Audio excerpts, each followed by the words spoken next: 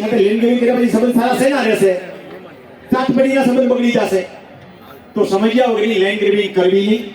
હા, તમારી ટોટલ જમીન ઉપર કોઈ વ્યક્તિ ઘૂસી જતો હોય, દબાણ કરેલું હોય, કોઈ તમારો ભાગ્યો જે છે એના ઉપર અભાગ્યો થયો હોય અને તમારી જમીન ઉપર કબજો જમાવી દે તો 100% લેન્ડ ગ્રેબિંગ લાગુ પડે. એક પ્રશ્નને 2-3 મિનિટની અંદર જ પૂરો કરું છું, બાકી દરેક વિષય બહુ લાંબો છે. રેવન્યુ રેકર્ડ ખાસ ચોખ્ખો રાખતા શીખો. અગત્યની બાબત આ છે. હા, વચ્ચે એક બાબત કહી દઉં કે નવી માપણીના જે ઇસ્યુ છે એમાં મોટા ભાગે માણસોને 2 જ બાબત ધ્યાનમાં છે, પણ 5 ઇસ્યુ મોટા મારા ધ્યાનમાં આવેલા છે, જે 3 બાબતો બીજી કોઈને ખબર જ નથી. મેજોરિટી 50% એડવોકેટ મિત્રો પણ એને ધ્યાન દોરતા નથી. પહેલી બાબત છે, દરેકને ખબર છે, કબજા ફેરનો પ્રશ્ન મોટો છે. માપણી વાળાએ ઓફિસમાં બેઠા બેઠા કેમ કબજા માપી લીધા હોય એની જે માપણી કરેલી છે, સ્થળ ઉપર આવ્યા જ નથી, એટલે કબજા ફેરના પ્રશ્નો મોટા છે. મારા જૂના ઓડિયોમાં હું કહેતો હતો કે 3 વખત માટે એક્સટેન્શન થયું છે અને 4થી વખત થશે એટલે થઈ પણ ગયું છે કે હજી તમે આના માટે વાંધા અરજી આપી શકશો. જેની નથી આપી એ લોકો વાંધા અરજી આપી દે. પોતપોતાની ડીએલઆર કચેરીની અંદર આપવાની હોય, district inspector land and revenue રેકોર્ડ્સની અંદર. ત્યાં એક સારું 5 નંબરનું ફોર્મ ભરવાનું છે અને ફોર્મની અંદર આ બાબત બતાવી દેવાની છે. બીજો ઇસ્યુ છે ક્ષેત્રફળને લગતો, એટલે કે જગ્યા ઘટી ગઈ હોય, કદાચ તમારી જગ્યા વધી પણ ગઈ હોય તો તમારા બાજુના નંબરમાં જોજો વધી ગયેલી જગ્યા તમારી છે નહીં. એ બાજુવાળામાં ઘટતી હોય તો 2 ભેગા મળીને અરજી આપી દો, એટલે એનું ક્ષેત્રફળ ઘટે છે અને વધી જાય. નહીં તો જમીન વેચવા થશો ને ત્યારે અટકી પડશે. ઘટેલા વિસંગતતાના ક્ષેત્રફળની અંદર એને નહીં થાય. એટલે જે વસ્તુ આપણી નથી જ, અને જે વસ્તુ આપણી છે ક્યાંય જવાની નથી. તો ક્ષેત્રફળ ઘટતા હોય એને જે નવી માપણીની વાત કરું છું 2015 પછી, એના પહેલાના 7-12માં તમારું ક્ષેત્રફળ હોય ને પછી ઘટીને આવ્યું હોય નવી માપણી થકી, તો એને વાત કરું છું, બીજાની વાત નથી કરતો. આ 2 બાબતો મોટાભાગે ખેડૂતને ખબર છે. ત્રીજી બાબત ખેડૂતને અમુક ટકા ખબર છે કે તમારા નકશાની આકૃતિમાં ફેરફાર થયો હોય, કે સ્થળ ઉપર તમે દેખતા હો એના કરતાં આકૃતિમાં જાજો ફેરફાર થયો હોય તો તમે અરજી કરી દો. એ આકૃતિ સુધારવા માટે થઈ. ચોથી બાબત કોઈને ખબર જ નથી, એ છે સત્તા પ્રકારના ફેરફારની અંદર કંઈક ફેરફાર થઈને આવી ગયો હોય તો સુધારી લેવો જોઈએ. તમારા 7 નંબરની જમણી બાજુની કોલમમાં વાંચો તો 3જી કોલમની અંદર આવે છે સત્તાના પ્રકાર. એમાં લખેલું હોય જૂની શરતનો જમીન, બિન હેતુ પ્રીમિયમ પાત્ર જમીન, કયા પ્રકારની જમીન છે એ પ્રકારની જમીન એમાં લખેલી હોય. એમાં જો તમારી જૂનો નંબર હોય, ન ખબર પડે તો જૂનું 7 નંબર ડાઉનલોડ કરી દેવું. એની ઓર પોર્ટલની અંદર જઈ સ્કેન કરેલા 7 નંબરની અંદર જવું, એમાંથી એક ફોર્મ ગમે ત્યાં ડાઉનલોડ કરી લો, એમાં ખેતરનું નામ વાંચી લઉં, એકમાં ન દેખાય તો બીજામાં વાંચી લઉં. ટિપ્પણી અંદર પણ લખેલું હોય છે એ સત્તાનો પ્રકાર એમાં છે કે ફરી ગયો છે. ત્રીજી અગત્યની બાબત છે ખેતરના નામમાં ફેરફાર થયો છે કે નહીં, એ પણ અગત્યની વસ્તુ છે. રેવન્યુ રેકોર્ડમાં આપણે જોતા જ નથી, તો એ પણ સુધારી લેવો જોઈએ. મૂળમાંથી ફેરફાર હોય તો પણ સુધારી લેવો જોઈએ, પણ કયા માટે ક્યાં જવું એ પણ અગત્યનો વિષય છે. નવી માપણી થકી કોઈ પણ ફેરફાર થયો હોય તો એ સુધારવાની સત્તા જે છે ડિસ્ટ્રિક્ટ ઇન્સ્પેક્ટર લેન્ડ રેકર્ડની છે, સર્વે ભવનની છે. જો પહેલાનો સુધારો હોય તો મામલતદાર કચેરી અરજી આપવાની છે. આ 2 બાબત અલગ અલગ સમજી લેવા જેવી છે. સરસ્વતી હોય તો લક્ષ્મી આવે, તો પેલા લક્ષ્મી જોતી તો સરસ્વતી દેવીની પૂજા કરવી જોઈએ, જ્ઞાન મેળવવું જોઈએ. જ્ઞાન મેળવ્યા પછી ઓટોમેટિક સરસ્વતી રૂમઝૂમ કરતી આવે. તો મૂળમાંથી સુધારો હોય તો ક્યાં જવાનું છે? મામલતદાર કચેરીએ જવાનું છે. નવી માપણી થકી સત્તાના પ્રકારની અંદર કે ખેતરના નામમાં ફેરફાર થયો હોય કે તમારા નામની અંદર ફેરફાર થયો હોય તો સર્વે ભવનની અંદર અરજી કરવાની છે. નામની અંદરના ફેરફાર મામલતદાર કચેરીમાં થશે નહીં, એ અલગ વિષય છે આખો. એ મારાની ઓડિયોની વિડીયોની અંદર છણાવટ કરી છે. ત્રીજી અગત્યની બાબત જે છે એ તમારા રેવન્યુ રેકર્ડને જોતા શીખો. તમારો 7 નંબર જે છે એ કદી આપણે વાંચતા જ નથી. તમારા 7 નંબરને નીચેથી ઉપર મેળવણું કરવું જોઈએ. 3 પ્રકારે મેળવણું કરવું જોઈએ. એક, તમારી ખેડૂત ખાતેદારીની લિંક ક્યાંય તૂટતી નથી, એ બહુ અગત્યની વસ્તુ છે. એટલે એમાં માત્ર તમને વારસાઈ નોંધ જોવાની છે કે મારો છોકરો જે છે એના નામ પાછળ મારું નામ આવ્યું તો મારી વારસાઈ ક્યાં ચડી એ નોંધ જુઓ. મારા નામ પાછળ મારા બાપુજીનું નામ આવ્યું, એની વારસાઈ ક્યાંથી મળી દાદા પાસેથી એ નોંધ તપાસો. અને દાદાની નોંધની વારસાઈ ક્યાંથી આવી એ નોંધ તપાસીને મૂળ નોંધ સુધી જાઓ અને વારસાઈ મેળવી કહેવાય. વારસાઈ ક્યાંય પણ તૂટતી હોય, નામમાં વિસંગતતા હોય તો તમારી ખેડૂત ખાતેદારી કાયદાની પરિભાષામાં તૂટે છે એમ કહેવાય. જરાય એવા વહેમમાં ન રહેવું કે મારા 7 નંબરમાં મારી વારસાઈ અખંડ જ છે. ભલે 1958 થી બાપદાદાની જમીન હોય તો પણ વારસાઈ તૂટતી હોય એવો પ્રશ્ન ઘણી બધી જગ્યાએ મેં જોયેલો છે. તો એક જાતે આ રીતે મેળવતા શીખો, બીજા ક્ષેત્રફળને મેળવતા શીખો. બે ભાઈઓના ભાગ કર્યા, ક્ષેત્રફળનો ટોટલ મારો. ઉપર બાપુજીની પાસે જમીન હતી ને મળી જાય છે, બાપુજીના ભાઈઓની વેચણી થઈ, એ ભાઈનો ટોટલ મારો. દાદાની જમીનને મળી જાય છે, દાદાની જમીનનો ટોટલ મારીને ઉપર જોઈ જાઓ કે મૂળભૂત સર્વે નંબર જે પ્રમોલ્ગેશનની પ્રથમ નોંધ હોય ત્યાં ટોટલ મળી જાય છે કે કેમ અહીંયા એક જગ્યાએ અટકશો તમે. એ છે જૂના રેકોર્ડની અંદર એકર લખેલા છે, એકર ગુઠા, અને નવામાં જે છે હેક્ટર આરે લખેલા છે.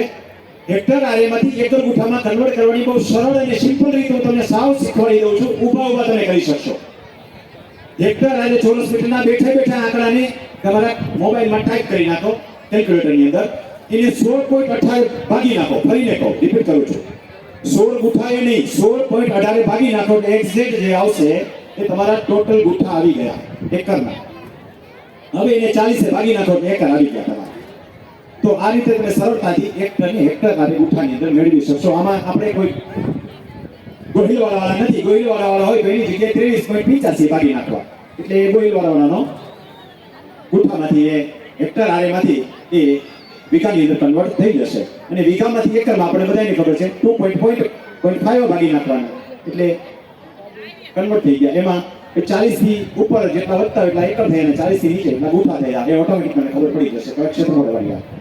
બીજી છે ખેતીની જમીન જો લે વેચ કરવી હોય તો ખાસ તમે તમારી જમીન 2015 પહેલા જો ખરીદી છે તો મોટી ઉપાધિની જરૂર નથી. પણ 30/6/2015 પછી ખરીદી છે એટલે 1/7/2015 પછી ખરીદી છે તો ખાસ કરીને રાત ઉજાગરા કરીને પણ ચેક કરી લેજો, નહીતર આખી જિંદગી પસ્તાવાનું થશે. તમારી ખેતીની જમીન તમે જેની પાસેથી ખરીદી છે એ જો બિનખેડૂત હોય એટલે એની ખાતેદારી તૂટતી હોય ને એ જમીન તમે ખરીદી છે તો બહુ મોટી ઉપાધિને પાત્ર છે. શ્રી સરકાર થવાને પાત્ર, 300% જનરીને પેનલ્ટીને પાત્ર છે જમીન. અને ગંભીરતા અત્યારે નહીં સમજાય. કોઈ પણ માણસને જ્યારે વહેલો આવે નહીં ને ત્યાં સુધી સમજાતું નથી. પણ જાગવું હંમેશા પહેલા જોઈએ. તૂટતી ખાતેદારીનો પ્રશ્ન હોય ને આવી જમીન આવી ગઈ હાથમાં તો એને 1, 2 ને 3 વાર કરી દેવી.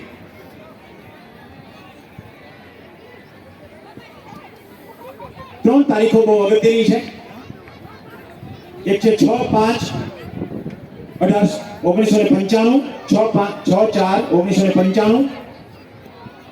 એ તારીખથી પહેલાની તમારી ખેડૂત ખાતેદારની લિંક તૂટતી હોય તો બહુ મોટી ઉપાધિની જરૂર નથી. આગળની એક લિંક ખાલી હોય તો ચાલે.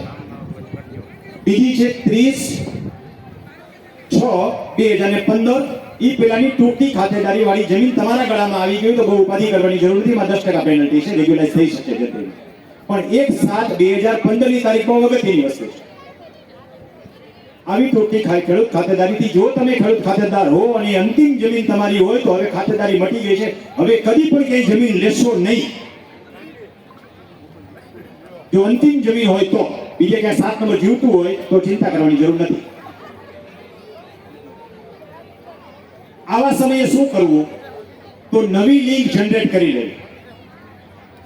આપણે બધા પટેલના દીકરા છીએ, નવી લિંક તો મળી જાય આરામથી.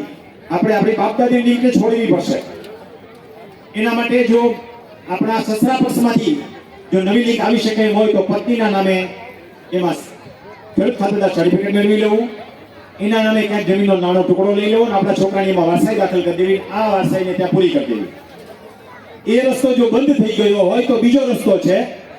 આપણા દીકરાને જે આપણો દીકરો તો સમજી ગયો ખાતેદાર છે જ નહીં, જો ખાતેદાર મટી ગયો છે તો પુત્રવધુ જે આવે એનામાંથી ખાતેદારીની લિંક લેવાની વાત કરું છું, જમીન લેવાની વાત નથી કરતો. એટલે એને ત્યાં ખેડૂત ખાતેદાર તરીકે એનું નામ દાખલ કરવું, ત્યાંથી ખેડૂત ખાતેદાર સર્ટિફિકેટ મેળવવું, ક્યાંક જમીનનો ટુકડો લઈ લેવો, ત્યાં એ પુત્રવધુના નામે જમીન લઈને એના વારસદારોના નામ દાખલ થાય તો એની ખેડૂત ખાતેદારી પાછી જીવતી થાય. નહીંતર ખેડૂત ખાતેદારી મટી ગઈ એમ સમજ. એક વિષય હું લાંબો નહીં લઉં. હવે છાપામાં કેટલી નવી નવી બાબતો આવે છે ને એની છણાવટ કરી દો. થોડાક સમય પહેલા બધાએ સાંભળેલું હશે કે હવે કોઈ પણ વ્યક્તિ ખેતીની જમીન લઈ શકશે. આવું છાપામાં કેટલાય વાંચેલું કે કોઈ પણ વ્યક્તિ ખેતીની જમીન લઈ શકશે. તદ્દન ખોટી વાત છે. આપણે કોઈ છણાવટ કરીને સાંભળતા જ નથી, વાંચ્યું જ નથી. કોઈ પણ વ્યક્તિ ખેતીની જમીન લઈ શકશે એટલે 1970-72 ના વચગાળામાં જે બિન ખેડૂતોને બિન ખેત મજૂરોને જમીન આપવામાં આવેલી, જેને આપણે સાથણીની જમીન કહેતા, એમાં મૂળભૂત શરત જે હતી એ શરતોને આધીન રહેશે. એ ખેડૂત ખાતેદાર નહીં થઈ જાય. આપણી ખેડૂત ખાતેદારી તૂટે છે, કન્સિડર સરકાર નથી કરતી, તો નવાને ખેડૂત ખાતેદાર ક્યાંથી બનાવશે? બહુ સમજવા જેવું લોજિક છે. તો કલેક્ટર આવડા મોટા જે સર્ટિફિકેટ પકડાવે છે કે આ તારું ખાતેદાર સર્ટિફિકેટ રિજેક્ટ થયું, તારું રિજેક્ટ થયું, તો નવાને આપવું હોય તો શું ને ખેડૂત ખાતેદાર તરીકે રિજેક્ટ કરે? એ ખેડૂત ખાતેદાર નહીં હોય, એ શરતને આધીન હશે. હજી તો આવ્યું નથી, જ્યારે ગાતું વાતું માંડવે આવે ત્યારે ખબર. પણ ઘણા બધા કેસની અંદર આજે ખેડૂત ખાતેદાર સર્ટિફિકેટની નવી ડેટ આવી અને 2 વર્ષ પહેલા હું કહેતો આવતો હતો કે મીણા કમિટીના રિપોર્ટની અમલવારી પ્રમાણે આમ જ થશે ને એમ જ થયું. 6 મહિના પહેલા મારા જૂના ઓડિયો જોઈ લેજો. 1.5 વર્ષ પહેલાના ઓડિયોમાં મેં કીધેલું છે, અનેક ઓડિયોની અંદર કીધેલું છે મીણા કમિટીનો રિપોર્ટ સ્વીકાર્યા પછી સરકારે આમ કરવું જ પડશે અને કર્યું પણ ખરું. એમ આની અંદર અગાઉથી કહી દઉં છું કે એમાં આમ જ થશે. કારણ કે જો લો તમે ઘોડીને પી ગયા હો, કાયદા સાથે પ્રેમ કેવો કરવો જોઈએ? એક દૂજે કે પિક્ચર હતું, એમાં મા બાપ છે ને લવર્સને જુદા પાડે છે. એટલે એની છોકરી છે ને એના લવરનો કાગળ હતો, એ દૂધની અંદર ઘોડીને પી જાય છે. કોઈ પણ વિષય બાબતે તમારો પ્રેમ આવો હોવો જોઈએ કે કાયદાને ઘોડીને પી જાઓ તો શું થાય, શું થઈ શકે ને શું થવા પાત્ર હોય એ તમને અગાઉથી ખબર પડી જાય. ચુકાદો તમારી એમ ફેવર આવે તો તમે એમ કહો કે આમાં આમ જ થાય. જે મારા ઓડિયો સાંભળે છે મેં અગાઉથી કહી દીધેલું હોય કે તારા કેસની અંદર આમ જ થશે, તું જા, અને એમ જ થયું હોય. કારણ કે તમે એને પૂરી છણાવટથી જ્યારે ઘોડીને પી ગયા છો, એક જ કાયદાની અંદરની અનેક કાયદાઓની છણાવટ કર્યા પછી પણ સમન્વયના સિદ્ધાંતો કાયદો હોય, બંધારણ હોય, મૂળભૂત અધિકારો હોય, એના આધારે તમને ખબર પડે કે નવો લો લાવે તો આવો જ લાવવો પડે. તો જે લોકો નવેસરથી જે ખાતેદાર, આમ તો ગવર્મેન્ટનો હેતુ તો એ છે કે હવે નવી સાથણી નહીં આવે. જે ગૌચરની જમીનો હતી એ સાથણીમાં અપાઈ ગઈ. હવે માત્ર હયાત જમીનો છે, એ જમીન બિન ખેડૂત જે ખરીદી શકશે, પણ મિનિમમ 20 વર્ષ સુધી વેચી શકશે નહીં. જો વેચી તો એ બિન ખેડૂત થઈ ગયો, શ્રી સરકાર પેનલ્ટીને પાત્ર થાય અને બિન ખેડૂત તો થયો જ. તો છાપામાં આવતી માહિતીઓ એ સંપૂર્ણ સત્ય સમજીને આગળ વધવું નહીં અને એના આધારે કોઈ ટ્રાન્ઝેક્શન કરવા નહીં. છાપામાં જેટલું આવતું હોય છે મુખ્ય બાબતોના હાઇલાઇટ્સ હોય છે.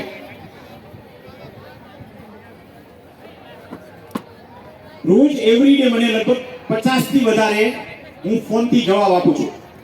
એમાંથી 7-8 ફોન જે છે એ ખેડૂત માર્ગદર્શક ચેનલની અંદર, 7-8 ફોન જે રેવન્યુમાં મૂકું છું. કારણ કે બાકીના રિપીટ અને છવાઈ ગયેલા જવાબ હોય તો એમાં મૂકતો નથી. 50 થી વધારે ખેડૂતોને વોટ્સએપમાં જવાબ આપ્યા પછી ઘણા બધાને વોટ્સએપ દ્વારા જવાબ આપી દીધા હોય છે. તો એ બતાવે છે કે ખેડૂતોના અનેક પ્રશ્નો છે, પરંતુ પ્રશ્નો જોતા પણ આવડવા જોઈએ. જે નથી જોતા એના પ્રશ્નો નથી એવું જરાય ન સમજવું. જેમ આપણે ઓલ બોડી ચેકઅપ ન કરાવી ત્યાં સુધી આપણામાં શું તકલીફ છે એ ખબર ન પડે, એમ રેકર્ડ ચેક ન કરીએ ત્યાં સુધી આપણી રેકર્ડમાં શું તકલીફ છે એ આપણને ખબર ન પડે. તો આટલી હતી મુખ્ય ધ્યાન દોરવા જેવી બાબતો.